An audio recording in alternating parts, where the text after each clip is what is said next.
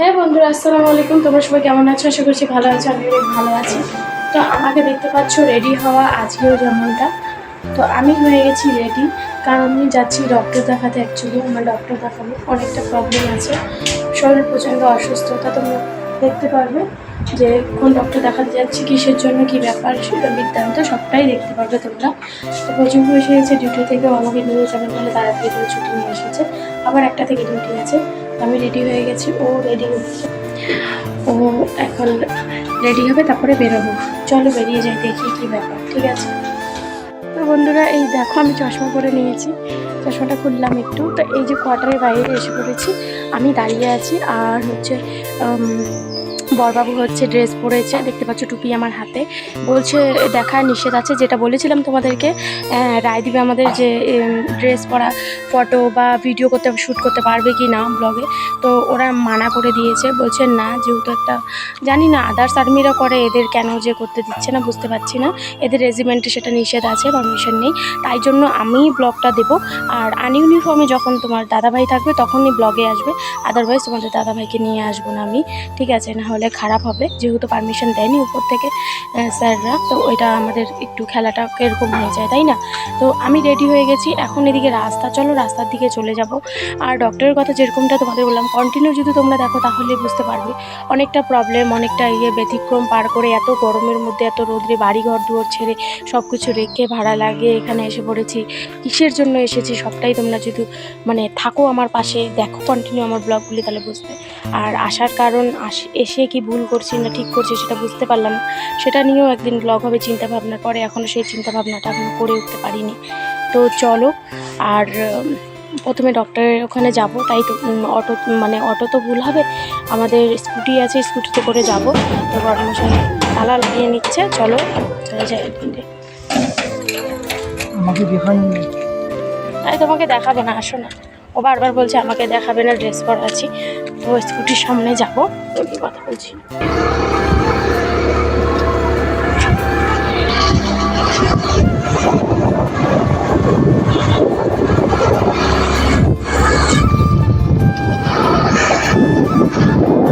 So বন্ধুরা, এই যে দেখতে পাচ্ছ আমরা কিন্তু পৌঁছে গেছি। তারপরে এটা হচ্ছে ডক্টরের ওখান থেকে বেরোচ্ছি, কারণ ডক্টরের ওখানে এতটা প্রচণ্ড ভিড় ছিল। এই দেখো তোমরা দেখতে পারবে, উপরতলা তো ভরা, তারপরে নিচের তলার এই অবস্থা, চারিদিকটা দেখো কতজন লোক। তো ভিডিও করতে একটু ভয় করছিল, যেহেতু প্রথম টাইম। তো এদিকে ফৌজিবাবু ওইদিকে ডক্টরের দোকানে কিছু জিজ্ঞেস করছে, তো আমি দেখিয়ে দিচ্ছি কোন ডক্টর দেখতে গিয়েছিলাম। ডক্টর কুমকুম, দেখো উপরে বোর্ডটা আছে, দেখিয়ে তারপরে রোদ্রে আর দাঁড়াতে পারলাম না, বললাম চলে যাই বাড়ি। তো তারপরে কিছু কেনাকাটা করে বাড়িতে এসে পড়েছি। তো কেনাকাটা করেছিলাম কিছু খাবার জিনিসে, এই যে যেমন মাছের ডিমটা দেখতে পাচ্ছ। তো জামা কাপড় সেরে এসে পড়েছি আমি মাছের ডিম নিয়ে, মাছের ডিম মাছ দুটোই নিয়ে আসা হয়েছে বাবানের জন্য। আর কিছু ফ্রুট নিয়ে এসেছি আসার সময়, সেটা তো তোমরা আগেই দেখতে পেয়েছো হয়তো। তো চলো ঝটপট করে রান্নাবান্নার কাজে চলে যাই, যেহেতু রান্নাবান্না করা হয়নি। সময়টা হয়ে গেছিলো 11টা মতো, আর বড়বাবু ডিউটি যাবে 12:30টার দিকে। তাই জন্য তাড়াহুড়ো, 1 ঘন্টা হাতে টাইম, তাড়াহুড়ো করে রান্না করতে হবে। তাই ঝটপট করে আমি রান্নার মধ্যে লেগে গেলাম। তো আজকে দুপুরে কিন্তু সকালবেলায় সব কাজ করে আমরা তারপরে বেরিয়েছিলাম বন্ধুরা, তাই জন্য কিন্তু এতটা পরিশ্রম করতে হয়নি। এসেই কিন্তু রান্নাতে চেপে গিয়েছিলাম জামা কাপড় সেরে। ঠিক আছে? তো বড়বাবু এদিকে আমাকে হেল্প করে দেবে, তার জন্য আগে ও জামা কাপড় ছাড়তে গিয়েছিল, যেহেতু ড্রেস পরে গিয়েছিল, ওকে তো দেখানো সম্ভব না। তোমাদের সেটা বলেইছি যে ফৌজিবাবুকে দেখাতে নিষেধ করেছে, যে এদের কমপ্লেন করবে, তাই নিয়ে ওদের কোনো রকম রায় দেয়নি এখনও পর্যন্ত। হালকা শুনেছি না, ডিউটি পরা ড্রেস পরা দিতে না ভিডিওতে। ঠিক আছে? তো যাই হোক, এই দেখো মাছগুলো তোমাদের দেখিয়ে দিলাম। এদিকে আলু নিয়ে নিয়েছি, আলু আমি ছিলে নিয়েছি, পেঁয়াজ নিয়ে নিয়েছি, সর্ষে বাটা ঝোল করব। অনেকে সর্ষে বাটা ঝোল হয়তো মাছে খায় না, বাট আমরা খাই, আমার খুব ভালো লাগে, তাই জন্য আমি এইভাবে রান্না করি। আর আমার বড়বাবুও প্রচণ্ড ভালোবাসে এই জিনিসগুলো। ঠিক আছে? তো এদিকে দেখো আমি এদিকে কাটাকাটি জলদি করছি, এদিকে দেখো সব নোংরা আবর্জনা ফেলে দিচ্ছে ডাস্টবিনে, অনেকটা হেল্প করে। সত্যি খুব কেয়ারিং হয় ফৌজিরা, যারা বলো না ফৌজিরা যারা আছো তোমাদের মধ্যে, যে অনেকেই ভাবো ফৌজিরা এগুলো দেখানোর জন্য করে ভিডিওতে। আমরা যারা ফৌজিদের বউরা এই ভিডিও করি, আমাদের জীবন কাহিনীটা কিন্তু একই সূত্রে বাঁধা। ঠিক আছে? আমাদের ডেইলি রুটিন, আমাদের কাজকর্ম, আমাদের সব কিছু কিন্তু একই হয়ে থাকে, তাই জন্য আমাদের ভিডিওগুলো একই ধরনের হয়ে থাকে। ঠিক আছে? তো এই কথাটাই তোমাদের আজকে আমি বলতে চাই, যে কোনো ফৌজিরা দেখানোর জন্য করে না, এরা অ্যাকচুয়ালি খুব অতিরিক্ত কাজ করে। তোমাদের মধ্যে যারা আছে ডিফেন্সের চাকরি করে বা ফৌজি আছে, তো তোমরা নোট করবে, তোমাদের বাড়িতে যারা আছে, হয়তো কারো হাজব্যান্ড, কারো দাদা কারো আছে ভাই মামা, তো তাদেরকে লক্ষ্য করবে তারাও কিন্তু একমাত্র বিন্দু পরিমাণ বসে থাকে না, তারা ডিউটি করে এসেও কিন্তু বাড়ি সামলানোর কাজেও একটু হেল্প করে বউদের। ঠিক আছে, সত্যি খুব কেয়ারিং হয় বউদের, খুবই রেসপেক্ট করে। তাই জন্য তো এত দূর চলে আসা মানে ফৌজিবাবুর সাথে থাকার জন্য আমরা এতদিন থেকে অপেক্ষা করে থাকি। এত কেয়ারিং, এত একবারে একা হয়ে যায় ও যখন চলে আসে। ঠিক আছে, তো এটাই দেখো এদিকে মশলাও করে দিচ্ছে, তো খুব কেয়ারিং, তার জন্য অনেক অনেক ধন্যবাদ উপরওয়ালাকে, আল্লাহকে অনেক অনেক শুকরগুজার বলি আমি যে এরকম একটা হাজব্যান্ড পেয়েছি। তো যাই হোক, দেখো কথা বলতে বলতে কিন্তু এদিকে আমার ভাতটুকু বসিয়েছিলাম, ভাতটুকু হয়ে গেছে। তারপরে এখন রান্নার জন্য সব কিছু কেটে ধুয়ে নিয়েছি, এখন করে নেব মাছটুকু করে নিলে আজকে দুপুরে আর কিছু করবো না, রাতের কিছু সবজি আছে সেগুলো দিয়েই আমরা খেয়ে নেবো আজকে। তো মাছ ভাজার জন্য আমি তেল দিয়ে দিয়েছি, দিয়ে ভালো করে মাছটা ভেজে নেবো। আর বাবান বাড়িতে নেই, অ্যাকচুয়ালি বাবান বাইরে খেলতে গেছে। আর বাবানের স্কুলও কিন্তু শুরু হয়ে যাচ্ছে, বাবানের ফার্স্ট ডে কোন দিন কীরকম যাবে সেটাও আমি বলবো, যেহেতু অ্যাডমিশন নিয়ে ওরও অসুবিধা চলছিল একটু, তো সেই ব্যাপারগুলো কিন্তু তোমাদেরকে আমি জানিয়ে দেবো সব কিছু, সেটা নিয়ে কোনো রকম টেনশনের কারণই নেই। আর ঝটপট করে রান্না করে খাওয়া দাওয়া করে, আর আমাদের একটা গ্যাস চুলা হয়তো দেখে তোমরা বুঝতে পারছো যে একটা গ্যাস চুলা কেন। তো বন্ধুরা বলে দিচ্ছি, আমাদের গ্যাস চুলা এখনও নেওয়া হয়নি, নেবো। তোমরা হয়তো ভাবছো কিপ্টামিগিরি করছো, এতদিন হয়েছে আসা 10-15 দিন, তোমরা এখনও গ্যাস চুলা কেন নেই। এই গ্যাস চুলাটা অ্যাকচুয়ালি আমার হাজব্যান্ডের ছিল, সিঙ্গেল যখন ছিল, রেঁধে খেতো মন মতো মাছ মাংস, তো তাই জন্য এটা ছিল, এটা ইউজ করছি, নিব। তো এই দেখো ফাইনালি আমাদের মাছ ভাজা হয়ে গেছে, চলো ঝটপট রান্না করে নিই। তো রান্না প্রায় কমপ্লিট আমার হয়ে গেছিলো, হয়ে যাওয়ার পরে গরম লেগে গেছে, তখন আমি বাইরে বসে আছি। আমি কি কোয়ার্টারে এসে ভুল করেছি না ঠিক আমি নিজেও বুঝতে পারছি না। ঠিক আছে, তো সব কিছুই তোমাদের দেবো, তোমরা যদি হোম ট্যুর চাও, রুম ট্যুর চাও, সবটাই দেখাবো। তো খাওয়া দাওয়া তারপরে আমরা করে নিয়েছিলাম, তারপরে এসে পড়েছিলাম ডাইরেক্ট বড়বাবু চলে গেছিলো ডিউটিতে। তারপরে কিন্তু আমি আর বাবা এসে পড়ছি, এদিকে দেখো বালতি নিয়ে। বলো তো দেখি বালতি দিয়ে কী করছি, বালতি দিয়ে এখানে এই গাছগুলো যে আছে ঝাড় গাছগুলো সেগুলো নিচ্ছি, কারণ বাড়ির সামনটা করে নেবো পরিষ্কার, যেহেতু প্রচণ্ড নোংরা হয়েছিল। তো সাপটা পাশে অনেক শুনেছি, সবাই বলে কি এদিকে বলে সাপ অনেক থাকে, তো আমি বলছি গার্ডেনটাকে ভালো মতো পরিষ্কার করে নিলে হয়তো এত সাপ আবর্জনা থাকবে না। তো আমার সাথে সাথে বাবানও একটু হেল্প করে দিচ্ছে। তো এদিকে আমি আর বাবান সবগুলো চুরি করছি, মানুষ আগে কোয়ার্টারে ছিল, কোয়ার্টার খালি করে দিয়েছে, তাদের সামন থেকে আমরা কিন্তু এই জিনিসগুলো নিয়ে তারপরে বাড়ির দিকে রওনা দিব। ঠিক আছে, এগুলো সবগুলোই নিতে হবে, কারণ পুরো চারিদিক এরিয়াটা তোমরা দেখতে পারবে যে কতটা কী ব্যাপার না ব্যাপার। আমার সাথে সাথে বাবানও কিন্তু সবটাই তুলে নিচ্ছে। ঠিক আছে, 2-3 বার করে আমরা উবিয়ে বাড়িতে রেখে আসছিলাম, আমাদের বাড়ি থেকে জাস্ট 2-3 কোয়ার্টার আগে আর পিছে। ওরা নেই, দেখো কত আবর্জনা হয়ে আছে। ঠিক আছে, ওরা খালি হয়েছে বেশ 2 থেকে 3 মাস, তো এতটুকু দিনেই এত আবর্জনা হয়ে গেছে, গাছপালা প্রচণ্ড পরিমাণ। এদিকে তোমাদের হয়তো একদিন আউট ট্যুর দেখালে তোমরা বুঝতে পারবে। তো কারা তোমরা যখন ট্যুর চাও, আউট ট্যুর চাও, অবশ্যই কিন্তু তোমরা বলবে। কিছু নিয়ে এসে পাশের একটা বাড়ি থেকে পেয়েছি, হেল্প চেয়েছিলাম, তার আগের থেকে কোয়ার্টারে আছে, সেই কোয়ার্টার থেকে চেয়ে আমার হাজব্যান্ড নিয়েছিল আগের দিন রাতে। তো সেখান থেকেই সব কাজ সারা তোমাদের সবটাই দেখাবো, যে কত রাত পর্যন্ত কাজ হয়েছে, কীভাবে করেছি, কতটা চেঞ্জ হয়েছে, সবটাই কিন্তু তোমরা দেখতে থাকবে। কন্টিনিউ যদি দেখো তোমরা সবই বুঝতে পারবে।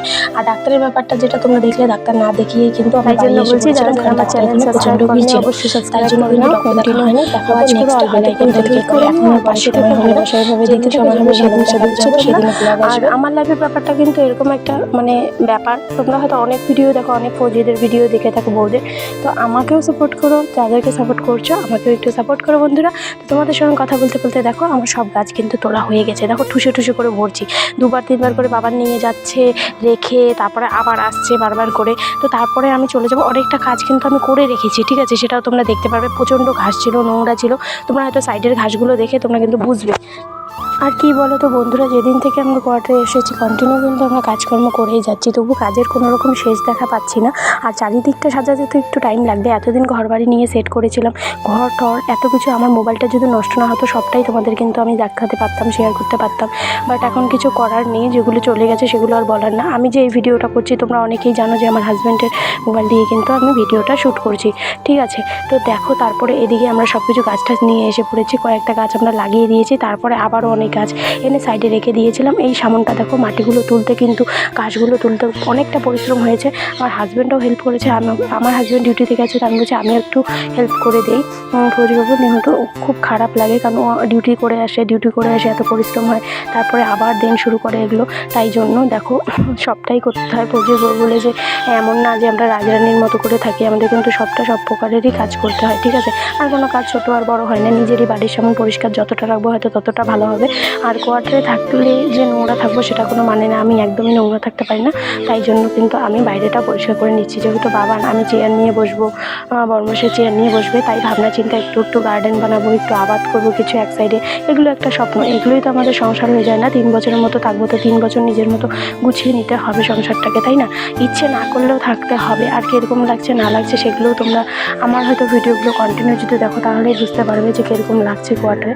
আর ঠিকই আছে মোটামুটি, কী বলবো, বাড়ির মতো তো আর হয় না, বাড়ি তো বাড়ি হয়, তবু মানে বলে না হাজব্যান্ডের সঙ্গে যেখানেই থাকো পুরো ঘরে স্বর্গ মনে হয়, সেটাই একটা ব্যাপার। আর আমরা এতদিন তপস্যা করে থাকি ওদের সঙ্গে একসঙ্গে থাকার জন্য, ঘোরার জন্য, বা স্পেশাল মানুষটার জন্য তো এতটুকু আমরাও স্যাক্রিফাইস করতে পারি, তাই না? তো এটাই হলো কথা। তো আজকের ভিডিওটা দেখো, যতটুকু হোক অনেকটা টাইমই কমের মধ্যে করানোর চেষ্টা করেছি। আর এত জানি যে তোমরাও ব্যস্ত থাকো, তোমরাও কন্টিনিউ ব্লগ হয়তো পুরোটা ওয়াচ করতে পারো, সবাই সবাই পুরোটা ওয়াচ করতে পারো না, আমি অনেকেই জানি। অনেকজন কমেন্টও করো যে দিদি ভাই আজকে তোমার ব্লগ দেখেছি আমি, এরকম ব্যাপার, তোমার কালকে ব্লগ আসেনি কেন? এখন থেকে কিন্তু কন্টিনিউ আমি ব্লগ দেওয়ার চেষ্টা করবো বন্ধুরা। তো যারা যারা আমাকে এত ভালোবাসা দিচ্ছ, ভালো মেসেজ করছো, কমেন্ট করছো, তাদেরকে অনেক অনেক ধন্যবাদ। তো আমাকে একজন বলেছিল আমিও একজন ফৌজির বউ, তো ও হলো খাদিজা নামে, তো মুর্শিদাবাদ থেকে, তার কমেন্টটা আমি পড়লাম, খুব ভালো লেগেছে যে আমি একজন ফৌজির বউ, আমিও তোমার ফিলিংস বুঝি, তুমি তো কোয়ার্টারে গেছো, আমি যে কতদিনে কোয়ার্টার যাব, সেই মেসেজটা করেছিল, তাকে বলতে যাচ্ছি কোয়ার্টারে আসো, তারপরে বুঝতে পারবে। আর সত্যি কোয়ার্টারে আসাটা অনেক স্বপ্ন। আমি কিন্তু অনেক দিন থেকে, তোমরা হয়তো দেখতে পারবে ব্লগ করছি থেকে একবার আমাকে কোয়ার্টারে দেখো না, মানে এই ভিডিও করা শ্যুট করা নিয়ে আমি কিন্তু কোয়ার্টারে ফার্স্ট টাইম এসেছি, ঠিক আছে? যখন থেকে এই ব্লগ শুরু করেছি বা ইউটিউবে এসেছি তখন থেকে কিন্তু কন্টিনিউ আমি ব্লগ আগের থেকে তো করতাম মানে ইউটিউব চ্যানেলটা, তারপরেও কিন্তু এইভাবে তোমরা দেখো নি কোনো সময় কোয়ার্টারে এসে কাজ করা, বা অনেক ফৌজের বউরা আছে অনেকবার কোয়ার্টারে যায়, আমার কিন্তু সেটা হয় না। তো বাড়িতেই ছিলাম এতদিন পড়াশোনার জন্য, তো এবার চান্স পেয়েছি, এবার আর ছাড়বো না। তো অ্যাডমিশন বাবানকে করিয়ে দিয়েছি, তো বাবানও অ্যাডমিশন হয়ে গেছে। তোমরা দোয়া করবে সবাই আমরা যেন ভালো মতো থাকি এখানে। দেখো অনেকটা ক্লান্ত হয়ে গেছি, তো সন্ধ্যাও লেগে গিয়েছিল, তারপরে ক্লান্ত হয়ে যাওয়ার পরে আর ইচ্ছে করছিল না যে কিছু করি আমরা, ঠিক আছে? তো আমার ছেলেও ক্লান্ত হয়ে গেছে, আমিও ক্লান্ত হয়ে গেছি দুজনেই, তো ভাবলাম যে না চলো এবার বসে পড়ি একটু। তো আমরা করতে করতে তো হয়ে গেছিলো সন্ধ্যা, তারপরে এসে পড়েছিল বরবাবু। তো দেখো ফৌজিবাবু এসেই লেগে পড়েছে কাজে, এই সন্ধ্যা অন্ধকারের মধ্যে তোমরা দেখতে পাচ্ছ ও এসে অর্ধেক যতটুকু বাকি ছিল সেটা করে দিল। তো দেখো কত পরিশ্রম করে, ডিউটি থেকে এসে 4:30টার দিকে আবার লেগে পড়েছে কাজে। তো এটাই হলো একটা ফৌজিদের লাইফ, ঠিক আছে? কত কেয়ারিং সত্যি। তো আজকের ব্লগটা কেমন হচ্ছে অবশ্যই জানাবে। টাটা, বাই বাই, দেখা হচ্ছে নেক্সট।